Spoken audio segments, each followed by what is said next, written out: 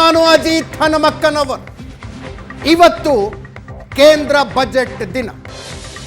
ಪ್ರಧಾನಿ ನರೇಂದ್ರ ಮೋದಿ ಅವರ 2ನೇ ಅವಧಿಯ ಕೊನೆಯ ಬಜೆಟ್ ಇನ್ನು 1 ಗಂಟೆಯಲ್ಲಿ ಮಂಡನೆಯಾಗುತ್ತೆ. ಇದು ಲೇಖಾನುದಾನ, ಚುನಾವಣೆಗೆ ಮುಂಚೆ ಮಂಡನೆಯಾಗ್ತಾ ಇರುವ ಬಜೆಟ್. ಇದು ಪೂರ್ಣ ಪ್ರಮಾಣದ ಬಜೆಟ್ ಆಗಿರೋದಿಲ್ಲ, ಲೇಖಾನುದಾನ.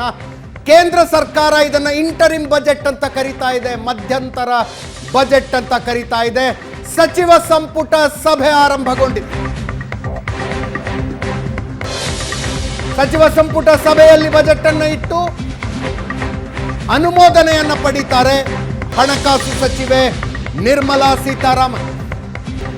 ನಿರ್ಮಲಾ ಸೀತಾರಾಮನ್ ಅವರ 6ನೇ ಬಜೆಟ್ ಇದು. ಬಜೆಟ್ ಕಾಪಿಗಳು ಸಂಸತ್ ಭವನವನ್ನು ತಲುಪಿವೆ. 11 ಗಂಟೆಗೆ ಸರಿಯಾಗಿ ಬಜೆಟ್ ಭಾಷಣ ಆರಂಭಗೊಳ್ಳಲಿದೆ. ಕೇಂದ್ರ ಸರ್ಕಾರ ಕರೆದಿರುವಂತೆ ಇದೊಂದು ಇಂಟರಿಮ್ ಬಜೆಟ್. ಹಲವು ಅತಿಥಿಗಳು ಸ್ಟುಡಿಯೋದಲ್ಲಿದ್ದಾರೆ. ಇಂಡಿಯನ್ ಎಕನಾಮಿಯ ರೋಸಿ ಪಿಕ್ಚರ್ ಏನು ಅನ್ನೋದನ್ನು ವಿಶ್ವನಾಥ್ ಭಟ್ರು ಹೇಳಿದ್ದಾರೆ, ಗ್ಲೂಮಿ ಪಿಕ್ಚರ್ ಏನು ಅನ್ನೋದನ್ನು ಅನಿಲ್ ತಡ್ಕಲ್ ಹೇಳಿದ್ದಾರೆ. ನಾವಿರುವಂಥದ್ದು ಸತ್ಯ ಏನು ಅನ್ನೋದನ್ನು ಚರ್ಚೆ ಮಾಡೋದಕ್ಕೆ. ಎಸ್ ಮಹೇಶ್ ಅವರು, ಏನು ಇವತ್ತು ಬಜೆಟ್ ನಡೀತಾ ಇದೆ, ಇಡೀ ದೇಶನೇ ಮತ್ತು ಪ್ರಪಂಚನೇ ಭಾರತದತ್ತ ಕಣ್ಬಿಟ್ಕೊಂಡು ನೋಡೋದಂತೂ ಸತ್ಯ. ಜೈ ಶ್ರೀರಾಮ್ ಘೋಷಣೆಯೊಂದಿಗೆ ಹೊಸ ಸಂಸತ್ ಭವನದಲ್ಲಿ ಸನ್ಮಾನ್ಯ ಪೂಜ್ಯನೀಯ ರಾಷ್ಟ್ರಪತಿಯವರ ಒಂದು ಭಾಷಣದೊಂದಿಗೆ ಇಡೀ ಭಾರತ ದೇಶದ ಬಜೆಟ್ ಮಂಡನೆಗೆ ಕ್ಷಣಗಣನೆ ಆರಂಭವಾಗಿದೆ, ಎಲ್ಲರಿಗೂ ಗೊತ್ತಿದೆ.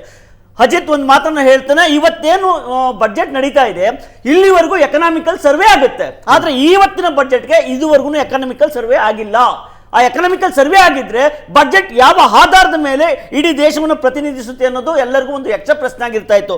ಬಟ್ ಕರ್ನಾಟಕಕ್ಕೆ ಸಂಬಂಧಪಟ್ಟಂತೆ ನಾನು ಮಾತನಾಡಲೇಬೇಕು, ಯಾಕೆಂದ್ರೆ ನಾನು ಒಬ್ಬ ಪ್ರಾದೇಶಿಕ ಪಕ್ಷದ ವಕ್ತಾರ. ಕರ್ನಾಟಕದಲ್ಲಿ ಈಗಾಗಲೇ ಬರಗಾಲ ಆಗಿರೋದ್ರಿಂದ ಬೋಸ್ ರಾಜು ಮಾತನಾಡ್ತಾ ಇದ್ರು ಸಾಲ ಮನ್ನಾವನ್ನ ಮಾಡಬೇಕು ಅಂತ.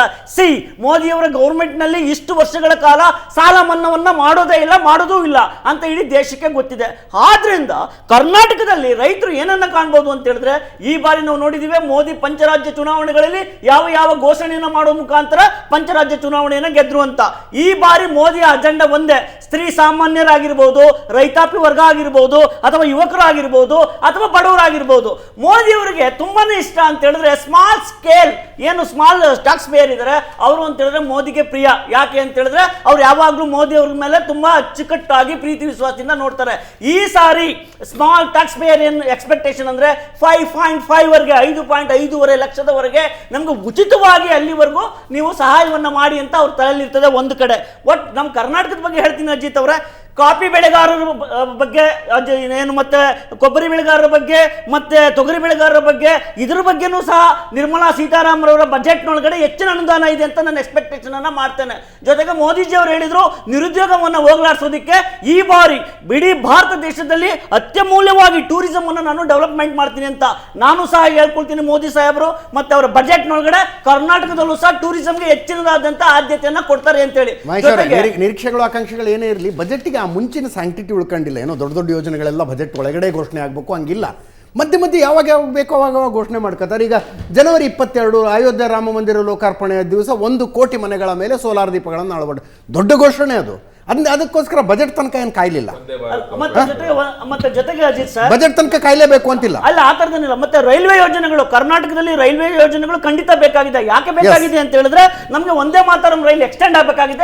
ಇದೊಂದು ವೆರಿ ಇಂಪಾರ್ಟೆಂಟ್ ನನಗೆ.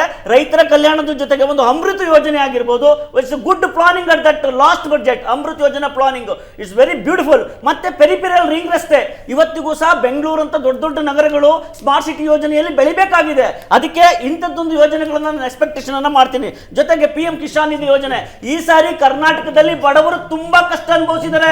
ಅದಕ್ಕೆ ಮೋದಿ ಸಾಹೇಬರ ಬಜೆಟ್ ನಲ್ಲಿ 6,000 ರೂಪಾಯಿ ಉಚಿತವಾಗಿ ಏನ್ ಕೊಡ್ತಾ ಇದ್ದಾರೆ, 9,000 ರೂಪಾಯಿಗೆ ಇನ್ಕ್ರೀಸ್ ಆಗಬಹುದೇನೋ ಅನ್ನೋದು ನನ್ನ ಪಕ್ಷದ ಅಭಿಪ್ರಾಯ. ಜೊತೆಗೆ ಈ ಒಂದು ಆಯುಷ್ಮಾನ್ ಭಾರತದ ಅಡಿಯಲ್ಲಿ 5 ಲಕ್ಷ ರೂಪಾಯಿಗಳನ್ನು ಉಚಿತ ಆರೋಗ್ಯಕ್ಕೆ ಕೊಡ್ತಾ ಇದ್ದಾರೆ. ಇಡೀ ದೇಶದಲ್ಲಿ ದೊಡ್ಡ ರೋಗಗಳಾದಂತ ಕ್ಯಾನ್ಸರ್ ಆಗಿರ್ಬೋದು, ಹಾರ್ಟ್ ಅಟ್ಯಾಕ್ ಆಗಿರ್ಬೋದು, ಯೋಜನೆಗಳಿಗೆ ಇಂಥದ್ದ ಒಂದು ಪ್ರಯೋಜನ ಪಡೆಯೋದಕ್ಕೆ 10 ಲಕ್ಷ ರೂಪಾಯಿವರೆಗೆ ಮೋದಿ ಸಾಹೇಬರು ಕೊಡಬಹುದೇನೋ ಅನ್ನೋದು ಒಂದು ನಂಬಿಕೆ ಇದೆ.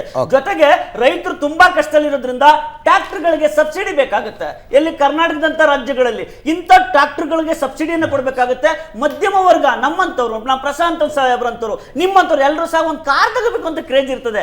ಸಣ್ಣ ಪುಟಾಣಿ ಕಾರ್ಗಳ ಮೇಲೆ ದಯಮಾಡಿ ಟ್ಯಾಕ್ಸ್ ಪೇ ಅನ್ನ ಕಡಿಮೆ ಮಾಡಿ ಅಂತ ಹೇಳಿ ನಾನು ಕೇಳ್ಕೊಳ್ತೇನೆ. Wonderful Vishwanath sir, how is economy doing ಪ್ರಶ್ನೆ ಬಂದಾಗ ಎಕ್ಸ್ಟ್ರೀಮ್ಲಿ ವೆಲ್ ಸರ್. ಎಕ್ಸ್ಟ್ರೀಮ್ಲಿ ನಾನು ಹೇಳ್ತಿರೋದು ಅಭಿವೃದ್ಧಿ ಎಲ್ಲ ಕಡೆ ಬರುತ್ತೆ. ಓಕೆ, ನೀವು ಯೋಚನೆ ಮಾಡಿ ಜಗತ್ತಿನ ಈಗ ಹೌ ಈಸ್ ಎಕನಾಮಿ ಡೂಯಿಂಗ್ ಅನ್ನೋದನ್ನು ನಾನು 4 ಮಾನದಂಡಗಳನ್ನು ಇಟ್ಕೊಳ್ತೀನಿ. ಒಂದು, ಹೌ ಈಸ್ ಗೌರ್ಮೆಂಟ್ ಸ್ಪೆಂಡಿಂಗ್ ಅನ್ನುವಂಥದ್ದು, ಎಕ್ಸ್ಪೋರ್ಟ್ ಹೆಂಗಾಗ್ತಾ ಇದೆ, ರಫ್ತು ಹೆಂಗಾಗ್ತಾ ಇದೆ ಅನ್ನುವಂಥದ್ದು, ದೇಶದ ಒಳಗಡೆ ಕನ್ಸಂಪ್ಷನ್ ಹೆಂಗಿದೆ ಮತ್ತು FDI ಹೆಂಗಿದೆ ಅಂತ 4 ಮಾನದಂಡಗಳು ನನಗೆ ಬೇಸಿಕಲಿ ಇರುವಂಥದ್ದು. ನಾನಿಲ್ಲಿ ಒಪ್ಕೋತೀನಿ, government spending is wonderful, government spending on infrastructure is wonderful. But FDI ಅಂತ ಬಂದರೆ 16 ವರ್ಷದ ಲೋ ಅಲ್ಲಿದೆ ಅಂತ ಹೇಳ್ತಿದ್ದಾರೆ. 16 ವರ್ಷದಲ್ಲಿ ಅತ್ಯಂತ ಕಡಿಮೆ FDI ಬರ್ತಾ ಇದೆ. ಕನ್ಸಂಪ್ಷನ್, ದೊಡ್ಡ ಏನು ಕಂಪನಿಗಳು, FMCG ಗೂಡ್ಸ್ ಮ್ಯಾನುಫ್ಯಾಕ್ಚರಿಂಗ್ ಕಂಪನಿಗಳು ಪ್ರಾಫಿಟ್ ಕಡಿಮೆ ಆಗ್ತಿದೆ ಅಂತಿದ್ದಾರೆ. ರಫ್ತು ಅಂದುಕೊಂಡ ರೀತಿಯಲ್ಲಿ ಬೆಳೀತಿಲ್ಲ. ಅಲ್ಲಿಗೆ ಎಕನಾಮಿಯ 4 ಮಾನದಂಡಗಳ ಪೈಕಿ 3 ಮಾನದಂಡಗಳಲ್ಲಿ ಸಮಸ್ಯೆ ಕಾಣಿಸ್ತಿದೆ. ಒಂದು ಮಾನದಂಡ I accept. Ajit along with that ಇದ್ರ ಜೊತೆ ಇನ್ನೊಂದು ಪ್ರಶ್ನೆ ಸೇರಿಸ್ಬಿಡ್ತೀನಿ. ನೀವು 4 ಮಾನದಂಡಗಳು ಹೇಳಿದ್ರಲ್ಲ, ನಾರ್ಮಲಿ 2 ಮಾನದಂಡಗಳು ಬಹಳ ಇಂಪಾರ್ಟೆಂಟ್ ಆಗುತ್ತೆ. ಒಂದು ರೆವಿನ್ಯೂ ರಿಸಿಟ್ಸ್, ಒಂದು ಕ್ಯಾಪಿಟಲ್ ರಿಸಿಟ್ಸ್. ರೆವಿನ್ಯೂ ರಿಸಿಟ್ಸ್ ಅಂದ್ರೆ ನನಗೆ ಬರುವಂತ ಇನ್ಕಮ್, ಕ್ಯಾಪಿಟಲ್ ರಿಸಿಟ್ಸ್ ಅಂದ್ರೆ ನನ್ನ ಹತ್ರ ಇರುವಂತ ಆಸ್ತಿನ ಮಾರಿದ ಮೇಲೆ ಬರುವಂತ ಇನ್ಕಮ್. ಇವೆರಡನ್ನು ಪ್ಲಸ್ ಮೈನಸ್ ಮಾಡಿದ ಮೇಲೆ ಸಿಗುವಂತದ್ದೇ ಫಿಸಿಕಲ್ ಡೆಫಿಸಿಟ್. ಈ ಫಿಸಿಕಲ್ ಡೆಫಿಸಿಟ್ ನ ನಾರ್ಮಲಿ GDP ಅನ್ನೋದನ್ನ ಮೆಜರ್ಮೆಂಟ್ ಅನ್ನ ಇಟ್ಟು ನಾವು ಮೆಜರ್ ಮಾಡ್ತೀವಿ. ಇವತ್ತು ಆಗಿರುವಂತದ್ದೇನು, ಇವತ್ತು ರೆವಿನ್ಯೂ ರಿಸಿಟ್ಸ್ ಎಷ್ಟಿದೆ, ಈಗ ನನ್ನ ಹತ್ರ ಡೈರೆಕ್ಟ್ ಇನ್ಕಮ್ ಎಷ್ಟಿದೆ, ಆಮೇಲೆ direct receipt, revenue receipts is very very important aspect. FDI investment that is all completely accepted. ಒಂದು, ಆಮೇಲೆ ಇನ್ನು ಒಂದು ನಿಮಿಷ ಅದಾಗಿದ್ಮೇಲೆ ಇಲ್ಲಿ ಕ್ಯಾಪಿಟಲ್ ರಿಸಿಟ್ಸ್ ಏನಾಗಿದೆ ಅಲ್ಲ, ಎಲ್ಲರಲ್ಲೂ ಒಂದು ಮನವಿ, ಇಲ್ಲಿ ಮುಂದೆ ಮನೇಲಿ ಕೂತ್ಕೊಂಡು ಡ್ರಾಯಿಂಗ್ ರೂಮ್ ಅಲ್ಲಿ ಟಿವಿ ನೋಡ್ತಿರ್ತಾರಲ್ಲ, they are not economy expert. ಇಲ್ಲ, ಅದಕ್ಕೆ ಸಿಂಪಲ್ ಭಾಷೆ ಒಳಗೆ ಹೇಳ್ತಿರೋದು. ಸರ್ ಒಂದು ನಿಮಿಷ, ರೆವಿನ್ಯೂ ರಿಸಿಪ್ಟ್ ಅಂದ್ರೆ ನನ್ನ ಹತ್ರ 100 ರೂಪಾಯಿ ಇನ್ಕಮ್ ಬಂದಿದೆ, ಆ 100 ರೂಪಾಯಿ ಒಂದ್ ನಿಮಿಷ, ನಮ್ಮಮ್ಮ ಕೂತ್ಕೊಂಡು ಟಿವಿ ನೋಡ್ತಾರೆ, ಅವ್ರಿಗೆ ಅವ್ರ ಭಾಷೆ ಅಮ್ಮನಿಗೆ ಹೇಳಂಗೆ ಅರ್ಥ ಮಾಡ್ತಾರೆ, ಅವ್ರ ಭಾಷೆಯಲ್ಲಿ ಮಾತಾಡ. ಯಾಕಂದ್ರೆ ವೆರಿ ಫೇವರೇಟ್ ಸಬ್ಜೆಕ್ಟ್ ಮಾಡಿದೆ. ಅಲ್ಲ ಅಂದ್ರೆ ಅವ್ರ ಜೊತೆಗೆ ಕೇಳಬೇಕಾಗಿತ್ತಲ್ಲ. ಗೌರೀಶ್, ನೀವು ಜನರಲಿ ಏನ್ ಡಿಸ್ಕಸ್ ಮಾಡ್ತಾ ಇದ್ದೀರಾ, ಇಕನಾಮಿಕ್ ಸರ್ವೆ ಅಲ್ಲಿ ಏನ್ ಬರುತ್ತೋ, ಹೌದು, GDP, debt, fiscal debt, per capita, ಅದನ್ನ ನೀವು ರೀಪ್ರೊಡ್ಯೂಸ್ ಮಾಡಕ್ಕೆ ಟ್ರೈ ಮಾಡ್ತೀರಾ.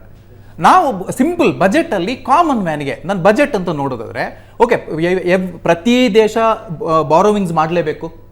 ಎಲ್ಲಿ ಈವನ್ ಪ್ರಪಂಚದ 200 ಕಂಟ್ರಿಯಲ್ಲಿ ಆಲ್ಮೋಸ್ಟ್ 160 ಕಂಟ್ರಿ ಡೆಟ್ಸ್ ಇದೆ. ಅದನ್ನೆಲ್ಲ ಬಿಟ್ಟು ಈಗ ಫಾರ್ ಎಕ್ಸಾಂಪಲ್ ಲಾಸ್ಟ್ ಒಂದು 6 ಮಂತ್ಸ್ ಯಾವ ಸರ್ಕಾರಕ್ಕೂ ಬಜೆಟ್ಗೂ ನಾವು ಕಂಪೇರ್ ಮಾಡೋದಲ್ಲ. ಒಂದು 6 ಮಂತ್ಸ್ಗೆ ಲಾಸ್ಟ್ ಜೂನ್ 2023 ಇಂದ ಟಿಲ್ ಜಾನ್ವರಿ 2024 ವರ್ಲ್ಡ್ ಇಕಾನಮಿ ನೋಡಿ. ನೀವು ವರ್ಲ್ಡ್ ಇಕಾನಮಿ ನೋಡಿದ್ರೆ ಪ್ರತಿದಿನ north America debt for example ಇನ್ನು ಇನ್ಫ್ಲೇಷನ್ಗೆ ಹೋಯ್ತು, ರಿಸೆಷನ್ ಹೋಯ್ತು, ಲ್ಯಾಟಿನ್ ಅಮೆರಿಕಾ ರಿಸೆಷನ್ ಹೋಯ್ತು, ಲ್ಯಾಟಿನ್ ಅಮೆರಿಕಾ ರಿಸೆಷನ್ ಹೋಯ್ತು.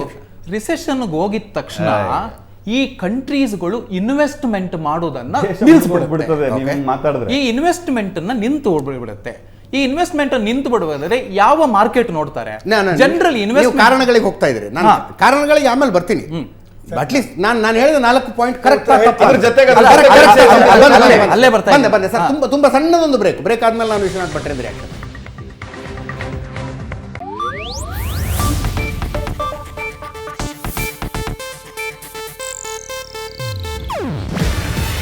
ಇದು ಏಷ್ಯಾನೆಟ್ ನ್ಯೂಸ್ ನೆಟ್ವರ್ಕ್ ಪ್ರಸ್ತುತಿ. ನೀವು ನೋಡ್ತಿದ್ದೀರಾ ಏಷ್ಯಾನೆಟ್ ಸುವರ್ಣ ನ್ಯೂಸ್.